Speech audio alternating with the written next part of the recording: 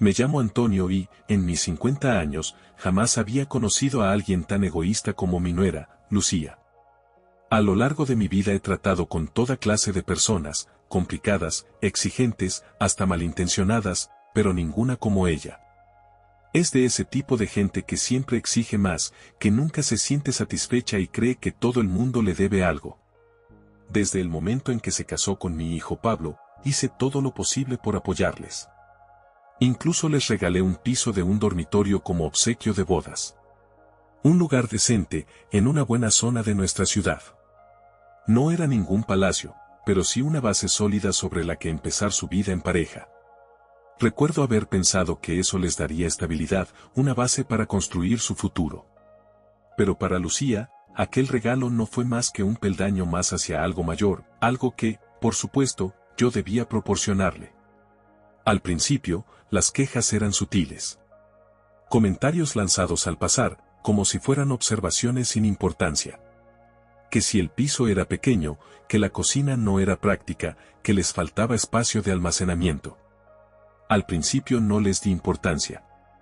Pensé que era parte del proceso normal de adaptarse a la vida matrimonial. Pero pronto los comentarios se volvieron más directos. Lucía empezó a decir abiertamente que el piso no era suficiente, que ella y Pablo merecían más, que él trabajaba mucho y necesitaba un hogar acorde a su esfuerzo. Y lo peor, Pablo empezó a repetir lo mismo. Que el lugar era muy estrecho, que no era adecuado para vivir a largo plazo, que sus 4 gatos no tenían espacio para moverse. Sí, 4 gatos. No hijos. No una familia en crecimiento. Gatos. Intenté mantener la calma. Me repetía que Pablo seguía siendo mi hijo, que el matrimonio cambia a las personas. Pero en el fondo, estaba furioso. Les había regalado un hogar. Un hogar. Y en lugar de estar agradecidos, actuaban como si les hubiese condenado a una celda. Durante mucho tiempo me lo guardé. Principalmente porque mi esposa, Isabel, siempre me pedía que evitara los conflictos. Sabía lo mucho que Lucía me irritaba, lo mucho que me sacaba de quicio su actitud de superioridad, pero no quería que la familia se rompiera. Así que aguanté. Me tragué las indirectas, las críticas, las quejas. Me decía a mí mismo que mientras no me exigieran nada directamente, podía tolerarlo. Y así fue. Hasta la cena de Navidad. Esa noche vino toda la familia.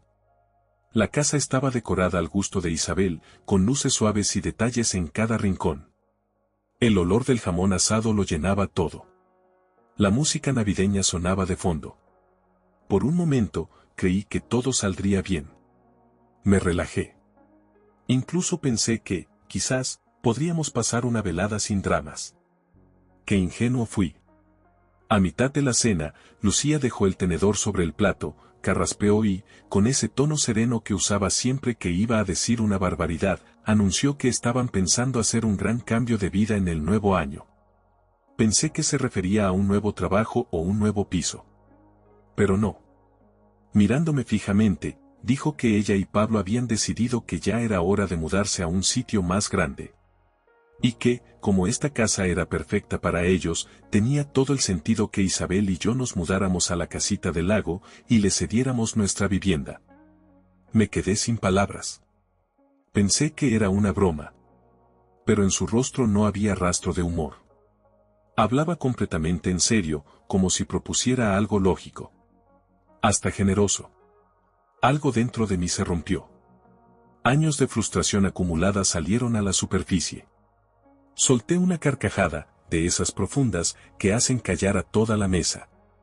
Y luego hablé. Le dije, con toda claridad, que si tanto le preocupaba el espacio, lo que debía hacer era darme nietos, no seguir adoptando gatos. Y que si no cabían en el piso, que los gatos durmieran fuera. El silencio fue absoluto. Lucía me miró con frialdad, se levantó sin decir nada, cogió su abrigo y salió por la puerta. Pablo dudó unos segundos, mirándonos a todos como si no supiera qué hacer, y como siempre, fue tras ella. Yo creí que eso era todo. Pero lo que pasó al día siguiente, cambió todo para siempre. A la mañana siguiente me desperté con una sensación extraña, como de ligereza. Después de tantos años tragándome mi opinión por mantener la paz, por fin había dicho lo que pensaba. Lucía se había ido, Pablo la había seguido y, por primera vez en mucho tiempo, sentí que podía respirar tranquilo en mi propia casa.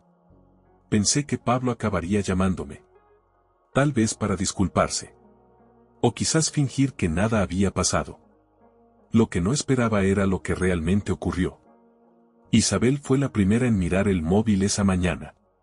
Vi cómo su rostro cambiaba mientras leía, cómo se incorporaba lentamente, con los labios apretados como si buscara la mejor forma de darme una mala noticia.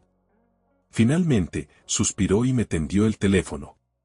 Era un mensaje de Pablo. Lucía se había marchado. Había hecho las maletas y lo había dejado. No pensaba volver hasta que él arreglara las cosas. En otras palabras, hasta que convenciera a su padre, a mí, de cederles la casa.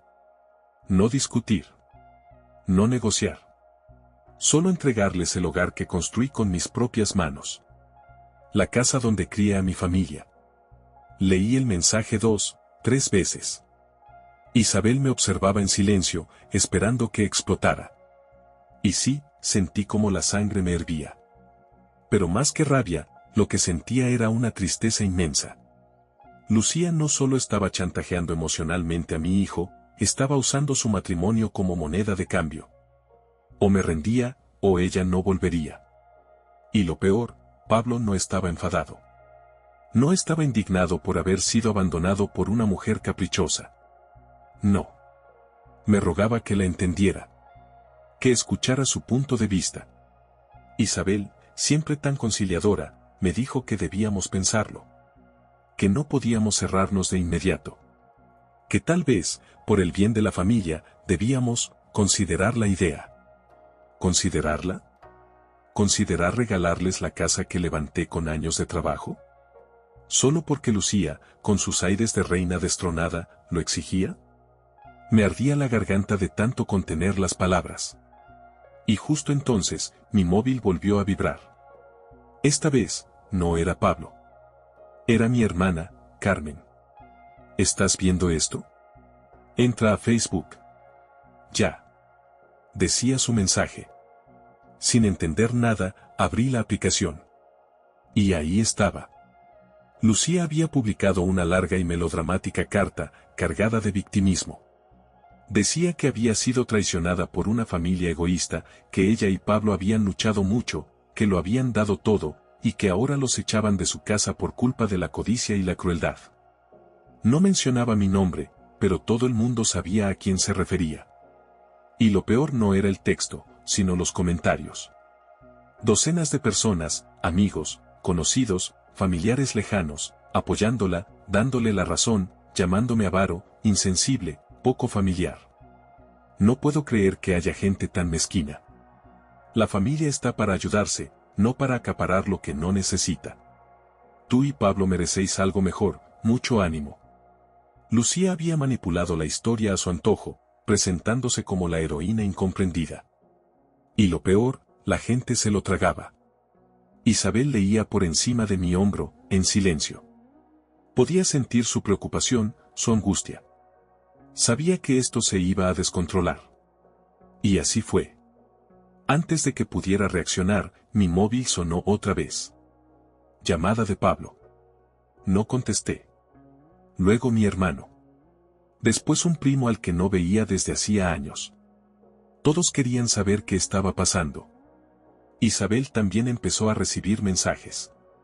Su hermana, viejos amigos, incluso una compañera de trabajo, todos opinando. Yo me negué a responder a nadie. Isabel, en cambio, dudaba. Odiaba los conflictos. Y la conozco lo suficiente como para saber que estaba considerando llamar a Pablo. Pero no tuvo tiempo. Una hora después, alguien llamó a la puerta. Y yo ya sabía quién era. Era Pablo. Le abrí la puerta sin decir palabra. Allí estaba mi hijo, con las manos en los bolsillos, los hombros caídos, los ojos cansados. Parecía haber pasado la noche entera lidiando con la rabieta de Lucía. Por un segundo, sentí pena por él. Solo un segundo. Entró sin saludar, sin mirarme, y fue directo hacia Isabel. Mamá, tienes que hablar con papá. Esto se está yendo de las manos, dijo, sin rodeos. Isabel me lanzó una mirada nerviosa, pero yo no dije nada. Quería ver cómo iba a plantearlo. Pablo suspiró y se pasó la mano por el pelo. Ya sé que Lucía puede ser intensa. Pero está realmente dolida. Siente que no nos apoyáis. Y ahora, con todo lo que se está diciendo por ahí, está más afectada que nunca. Tuve que contener una carcajada. ¿Dolida? Dije, con una sonrisa irónica. Pablo, esa mujer te dejó. Hizo las maletas y se fue. Y en lugar de enfadarte, vienes aquí a pedirme que me sienta culpable. Su mandíbula se tensó. No me dejó. Solo, me está dando tiempo para resolver esto con vosotros. ¿Resolverlo? ¿Te refieres a convencerme de regalaros mi casa? Suspiró, claramente tratando de no perder la calma. Papá, tú y mamá tenéis la casa del lago. No es como si os quedarais en la calle. Esta casa es muy grande para 2 personas. Siempre hablas de mantener unida a la familia. Pues esta es la manera de hacerlo. Lo miré intentando descifrar si de verdad creía lo que decía, o si simplemente Lucía le había lavado el cerebro por completo. Isabel intervino antes de que yo pudiera responder. Cariño, esta casa no es solo ladrillos y cemento. Es nuestro hogar. Tu padre la construyó con sus propias manos. Pablo asintió. Lo sé, mamá. De verdad. Pero Lucía siente que está siendo excluida. Y después de lo de anoche, está avergonzada. Solo quiere sentirse parte de esta familia. Tuve que apretar los puños para no explotar. ¿Parte de la familia? Le compramos un piso. Pagamos su boda. Le hemos ayudado siempre. ¿Y ahora quiere ser igual? ¿Después de todo lo que ha hecho? Justo cuando pensaba que ya había escuchado suficiente, alguien llamó otra vez a la puerta. Fruncí el ceño. Pablo también parecía desconcertado. Isabel, siempre la cordial, fue a abrir. Era mi hermano, David. Y venía cabreado. Entró sin esperar invitación, levantando el móvil. ¿Se puede saber qué está pasando, Antonio? Acabo de hablar con mamá. Vio el post de Lucía y piensa que has echado a Pablo a la calle. Está hecha polvo. Me quedé helado. ¿Mamá te llamó? Asintió con firmeza. Sí. Cree que has perdido la cabeza. Dice que la familia no se hace eso. Ha estado llorando toda la mañana. Me hundí en la silla. Lucía había logrado su objetivo. Había manipulado hasta a mi propia madre. Una mujer que creía en la unidad familiar por encima de todo. Que pensaba que cualquier conflicto podía arreglarse con un poco de buena voluntad. David negó con la cabeza. Mira, sé que Lucía es insufrible. Pero esto, es un desastre. Tienes que hablar con mamá antes de que venga aquí ella misma. Cuando se fue, la casa quedó en silencio. Pero no era un silencio tranquilo. Era denso, como si algo invisible lo llenara todo. Me senté en la cocina, mirando mis manos. Isabel estaba de pie junto al fregadero, pensativa. Pablo había salido, con esa cara de derrota silenciosa que tan bien conozco. Debería haberme sentido aliviado, pero no. Solo estaba agotado. Isabel no había dicho mucho durante todo el conflicto, pero la conozco. Sé cuando algo le da vueltas en la cabeza. Y tenía esa mirada. Esa que pone antes de soltar una verdad que no quiero oír. Finalmente, se sentó frente a mí, me tomó la mano y habló con esa calma que siempre me desarma. Antonio, creo que debemos ceder. Retiré mi mano al instante y me eché hacia atrás en la silla. No. Absolutamente no, dije, seco. Isabel no discutió. Solo me sostuvo la mirada, en silencio. Esperando. Negué con la cabeza. Si cedemos ahora, nunca va a parar. Lucía se lo tomará como una victoria. Y Pablo, ni siquiera fue capaz de plantarse cuando ella lo chantajeó con dejarlo. ¿Ahora también vamos a premiarla? Isabel suspiró con paciencia. Porque Pablo tiene miedo, Antonio. ¿Miedo de qué? Bufé. ¿De perder a una mujer manipuladora que lo abandonó como si nada? Quizá eso le vendría hasta bien. Ella bajó la mirada, luego la alzó de nuevo, firme. No lo entiendes, Antonio. Pablo no es como tú. Si yo me fuera mañana, tú seguirías en pie. Siempre has sido fuerte, siempre has sabido quién eres. Pero él no. Él siempre ha necesitado a alguien que lo guíe. Primero fuimos nosotros, y luego ella. Ella es su mundo. Y si lo pierde, no sé si podrá recuperarse. Me quedé en silencio, sintiendo cómo la rabia se mezclaba con algo más profundo. Tristeza. Frustración. Miedo. Esto no es justo, murmuré. ¿Tenemos que renunciar a todo por culpa de ella? Isabel me apretó la mano. No estoy diciendo que sea justo. Estoy diciendo que es la única manera de no perder a nuestro hijo. Quise discutir. Decirle que se equivocaba. Que Pablo algún día abriría los ojos y vería la verdad. Pero por dentro, sabía que no era así. Pablo no estaba hecho para este tipo de batallas. No como yo. Siempre necesitó apoyarse en alguien. Y Lucía, por muy tóxica que fuera, era su sostén. Si la perdía, no solo se quedaba sin pareja. Se quedaba sin rumbo. Isabel suavizó la voz. Podemos comprar otra casa. Podemos empezar de nuevo. Pero a nuestro hijo no lo podremos reconstruir si se rompe. Me golpearon esas palabras más fuerte de lo que esperaba. Me quedé ahí, sentado, mirando la pared, con un nudo en el pecho. Había pasado décadas levantando ese hogar con mis propias manos. Cada rincón de esa casa era parte de mi historia. Cederla así, me enfermaba de solo pensarlo. Pero Isabel tenía razón. Podría pelear, tener razón, mantenerme firme, y a cambio, perder a mi hijo para siempre. Respiré hondo. Sabía lo que tenía que hacer, aunque lo odiara. Tardé 3 días en aceptarlo. No dormí bien en ese tiempo. Por las noches, recorría la casa en silencio, tocando las paredes, mirando las fotos. Recordando cada clavo, cada baldosa, cada rincón lleno de historia. No era solo una casa. Era mi vida entera. Pero al 4.º día, llamé a Pablo. No adorné nada. Le dije que Isabel y yo nos mudaríamos a la casa del lago. Él no dijo mucho. Solo que estaba agradecido. Que se lo contaría a Lucía. Ni una vez preguntó si estaba seguro. Ni una sola vez se ofreció a ayudarnos a empacar. Menos de 24 horas después, Lucía regresó. No pidió perdón.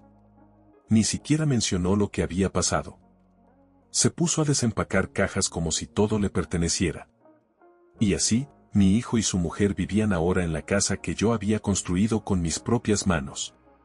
Presumiendo ante la familia que por fin habían encontrado su lugar.